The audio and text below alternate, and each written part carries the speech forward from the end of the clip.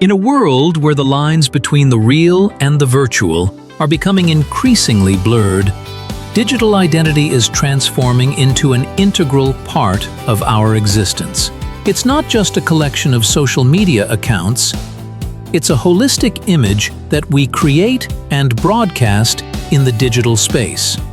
Every post, comment, photo, or like becomes a brick in the edifice of our virtual self. But how closely does this edifice match the real architecture of our personality? Today, the average person spends about 6 hours online daily, and a significant portion of that time is dedicated to forming and maintaining their digital persona. We carefully select the information we share, filter photos, and construct a specific line of communication, all of which influences how we perceive ourselves beyond the screen. Studies show that the greater the discrepancy between the real and digital image, the higher the risk of developing anxiety, depressive states, and self-identification disorders. Can one remain oneself in a world where every action is immediately evaluated? How can we find a balance between self-presentation and authenticity? And what opportunities for personal growth does digital reality open up for us? The creation of our digital image occurs at the intersection of conscious decisions and unconscious impulses. Each time we open an app or visit a website, we make a choice: what part of ourselves to show the world. However, how conscious is this choice truly? Research shows that up to 70% of online actions are performed under the influence of emotional states and social expectations, rather than rational decisions. We often fail to notice how algorithms and platform designs push us towards a certain type of self-presentation. The digital personality is formed in the space between who we are, who we want to appear to be, and who others want us to be. For some, social networks become a mirror reflecting the real me, but with slight improvements, a more flattering angle, a more thought-out phrase. For others, it's an opportunity to create an alternative version of themselves, compensating for what is lacking in reality. For introverts, digital space gives a voice. For the insecure, a platform for experimenting with identity. It is noteworthy that our digital personality often develops along its own trajectory, sometimes surprising even ourselves. Starting with the conscious construction of an image, we gradually merge with it, and the line between the real and digital self becomes increasingly blurred. In this process of mutual influence, the virtual image does not just reflect us, it actively shapes who we become. In the modern digital world, many of us live several parallel lives. A professional LinkedIn profile where we are serious and competent, a vibrant Instagram where our lives are filled with adventure and aesthetics, an anonymous Twitter account where we express opinions we wouldn't dare voice under our real names. Each platform is a separate dimension of our personality, with its own rules and expectations. Psychologists call this phenomenon contextual identity, a natural human ability to manifest different aspects of oneself in various situations. However, the digital space takes this fragmentation to an unprecedented level. We no longer just adapt to different social contexts, we create entirely separate versions of ourselves. Such multiplicity can be a source of creative freedom and psychological flexibility.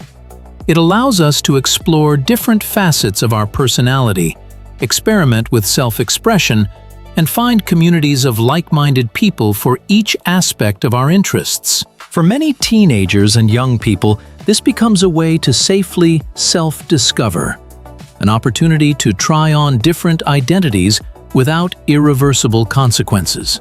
But this coin also has a flip side.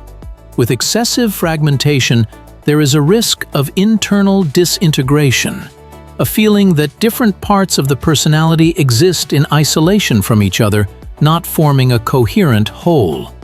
a person begins to wonder, who am I really?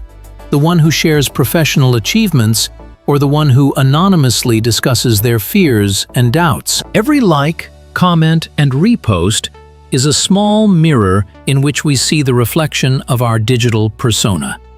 In this constant stream of feedback, a special self-esteem mechanism is formed, operating according to laws that did not exist 20 years ago. Research shows that receiving a positive reaction to a post causes a dopamine release comparable to eating or physical activity. Our brain literally rewards us for social approval. But what is the danger of this mechanism? Psychologists note the formation of a vicious cycle: publication, expectation, reaction, emotional response, new publication. At the same time, the criteria for success are constantly rising. Yesterday's 50 likes seem insufficient today, and tomorrow even more will be needed for the same level of satisfaction. Adolescents and young people whose self-esteem is still forming are particularly vulnerable. For them, digital approval often becomes the main measure of their own worth. The absence of an expected reaction is perceived not just as a failure of a specific post, but as personal rejection. Paradoxically, even understanding the artificiality and superficiality of such validation, we continue to need it. The mechanism of social comparison, embedded by evolution, operates at maximum speed in the digital environment, forcing us to constantly compare our own achievements with the successes of others. Between the ideal selfie and the reflection in the mirror often lies an abyss. We live in an era where the digital image becomes not just a representation, but an enhanced version of ourselves, the one we would like to see in reality. Filters smooth out skin imperfections, angles hide figure flaws, and carefully selected moments create an illusion of continuous happiness and success. Psychologists call this phenomenon social media dysmorphia, a distorted perception of one's own appearance and life under the influence of digital standards. We begin to look at ourselves through the eyes of an imaginary audience, evaluating not how we look, but how much our image corresponds to the platform's ideals. Every third young woman admits to feeling uncomfortable posting unedited photos.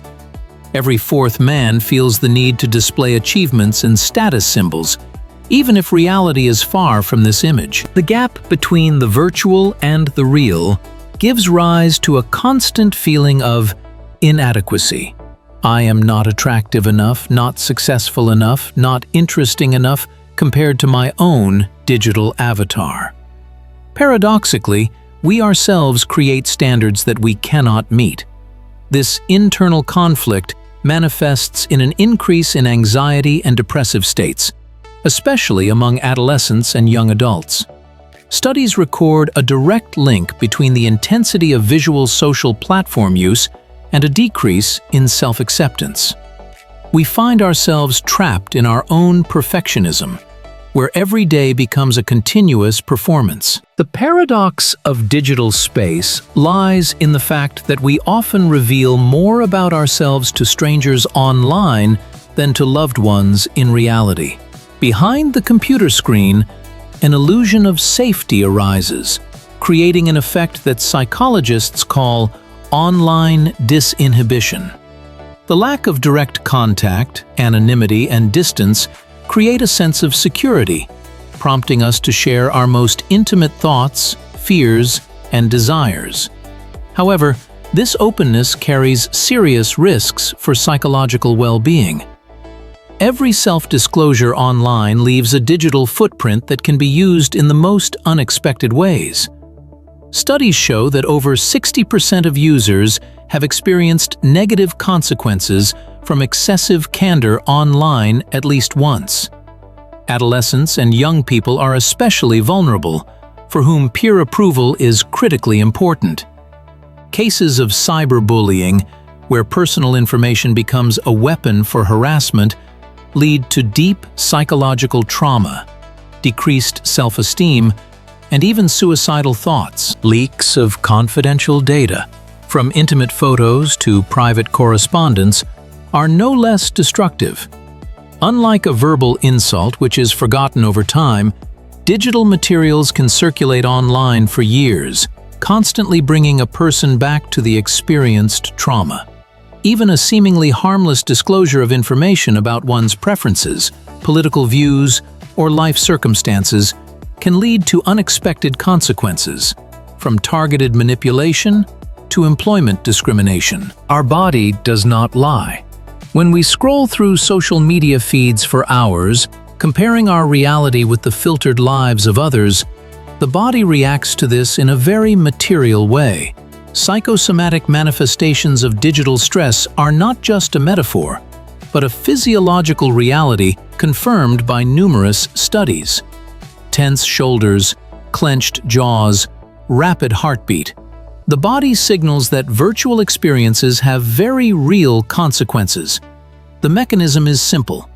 Every negative comment, every comparison of oneself with ideal images triggers the release of cortisol, the stress hormone. With chronic exposure, this leads to a whole cascade of physiological reactions. Insomnia becomes a constant companion for those who check notifications before bed. Headaches intensify after intense periods of online activity.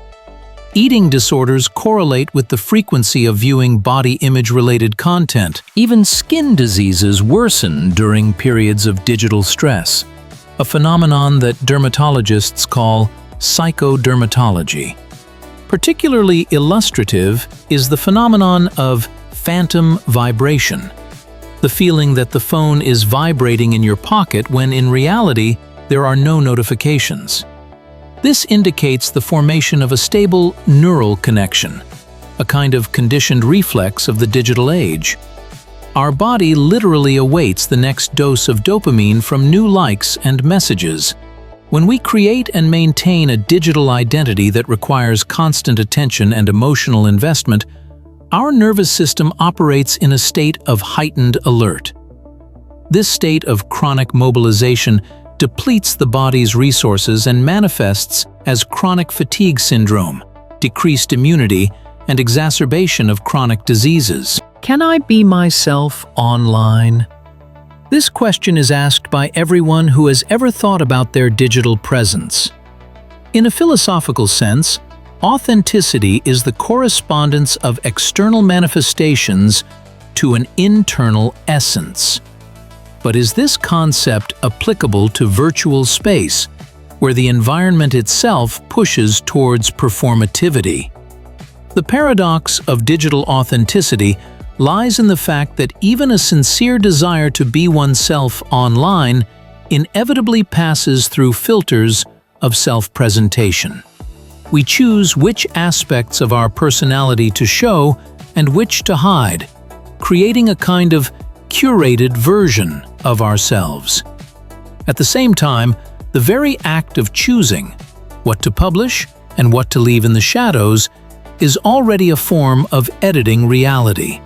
Interestingly, many people feel more authentic precisely in digital space. For introverts, people with appearance peculiarities or social anxieties, the virtual environment becomes a territory where their inner self can manifest more fully than in everyday communication. They express thoughts more freely, unconstrained by the limitations of direct contact. Does this mean that their digital version is more real? Perhaps, instead of opposing the real and virtual self, it is worth recognizing that in the modern world our personality exists on a continuum, where the digital dimension is as legitimate a part of identity as the physical. Authenticity in this context is determined not by the absence of filters, but by the awareness of choice, to what extent we ourselves, and not algorithms or audience expectations, define our digital image. Virtual space is not only an area of potential risks, but also a territory of unique opportunities for personal growth. The digital environment becomes a kind of identity laboratory, where we can safely experiment with various aspects of our personality. This feature has powerful therapeutic potential that is only beginning to be recognized by mental health specialists. For people with social anxiety, online communication often becomes the first step toward overcoming the fear of interaction. Starting with text messages, they gradually move to voice communication, then to video calls, and finally to real-life meetings. Each stage of this progression strengthens self-confidence and expands the comfort zone. Virtual worlds and role-playing games allow one to try on qualities that are lacking in everyday life: decisiveness, creativity, leadership. Interestingly, skills acquired in digital space often transfer to real life. A person who has learned to defend their opinion in online discussions is more likely to be able to do so in personal communication. Digital identity can become a bridge to accepting those parts of oneself that are suppressed in ordinary life due to fear of judgment or misunderstanding. People exploring their gender identity or sexuality find a safe space online for self-expression and support before coming out in the real world. In the digital world, we don't just exist, we find our tribes. Virtual communities become spaces where people find a sense of belonging, especially when reality doesn't provide such an opportunity. For LGBT+ individuals in conservative regions, people with rare diseases or hobbies who are in social isolation, online groups often become the first place where they hear, "You are not alone." This simple phrase possesses transformative power. Research shows that a sense of belonging to a group directly affects self-esteem and psychological well-being. When we find people who share our experiences are validated. What seemed like a personal quirk or flaw becomes part of a group identity. Digital communities work on the principle of a mirror. They reflect and amplify certain aspects of our personality. In professional groups, we see ourselves as specialists. In creative ones, as artists. In support groups, as people overcoming difficulties. These reflections help integrate disparate parts of self-perception into a holistic picture. However, there is also a downside: the phenomenon of echo chambers, where communities amplify only one facet of identity, ignoring others. A person who finds support in a group with radical views may gradually lose the ability for critical thinking, completely dissolving into the group identity. The line between healthy support and toxic influence sometimes becomes indistinguishable. In a world of information overload, maintaining a healthy digital identity becomes a true art. How can one build an online presence that supports, rather than undermines, self-acceptance? It's worth starting with mindfulness. Instead of automatic scrolling and reactive posting, practice attentive use of social platforms. Before each post, ask yourself 3 simple questions. Why am I posting this? What emotions are behind this decision? Does this align with my values? Such a pause between impulse and action creates space for choice, restoring control over your digital image. Regular digital detox is another strategy that has proven effective. Even 24 hours without social media allows one to reconnect with reality and reevaluate the significance of virtual interactions. Many note that after such breaks, they return to platforms with greater selectivity and less emotional dependence. Critical content consumption requires special attention in the age of algorithms. Remember, your feed is not objective reality, but the result of systems optimized to capture attention. Develop the skill of recognizing manipulation and filtered images. Practice media literacy by asking questions about the context, motivation, and reliability of what you see. Perhaps the most important aspect of digital well-being is the integration of online and offline identities. Strive not for an ideal digital image, but for an authentic presence that reflects your real values and aspirations. Harmony arises when the virtual space becomes an extension, not a replacement, of real life. Summing up our journey through the landscape of digital identity, we see that the virtual image is not just a shadow of a real person, but a full-fledged part of the modern personality. Digital and physical existence intertwine, creating a new form of self-knowledge and self-expression. The balance between these worlds becomes the key to psychological well-being in the age of technology. Consciously shaping one's digital presence is not only a skill, but also a necessity of the 21st century. We stand on the threshold of a new era where virtual and augmented reality technologies, neurointerfaces, and artificial intelligence will change our understanding of identity even more radically. Metaverses will blur the lines between the physical and digital beyond recognition, creating spaces where our avatars will possess an almost tangible reality. In this new world, the value of authenticity will only increase. The ability to maintain a connection with one's true self, the capacity for reflection and critical thinking, will become the most important survival skills in an ocean of digital possibilities. Our task is not to fear technological changes, but not to dissolve into them completely, preserving the human core of identity. The path to a healthy digital presence lies through accepting the dual nature of the modern personality, through integrating all aspects of oneself into a holistic, yet multifaceted image.